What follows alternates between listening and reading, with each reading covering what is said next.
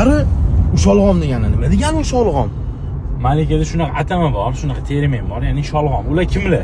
Ular o'sha pulga muhtoj yoki birorta o'shadan o'tib ketayotgan pul kerak bolalarni ushashadi-da. Qo'liga boshlang'ich to'lov berib, kirib nomingga telefon yoki bu narsa olib chiqasan deyshadi-da, kirgizib yuborishadi. U kiradi, boshlang'ich to'lovni beradi, o'zining pasportiga telefon yoki nimadir olib chiqadi-da, olib chiqib anunga berib yuboradi. Voy ottilabi. U qo'liga o'sha 50-100 kelishgan pulni oladi. Ana o'shada sholg'om bo'ladi. Ya'ni nomiga narsa olib beradi.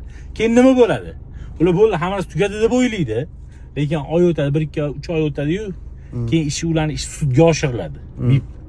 MIBga oshgandan keyin men unga olib beruvdim, unga olib berdim ketmaydi, chunki u o'zini nomiga olgan, qo'l qo'ygan pasportiga chiqqan. Undan keyin nima bo'ladi?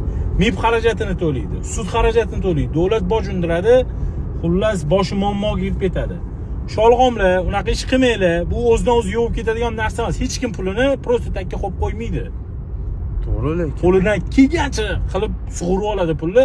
Boshingizga muammo bo'lgani qoladi, tamom.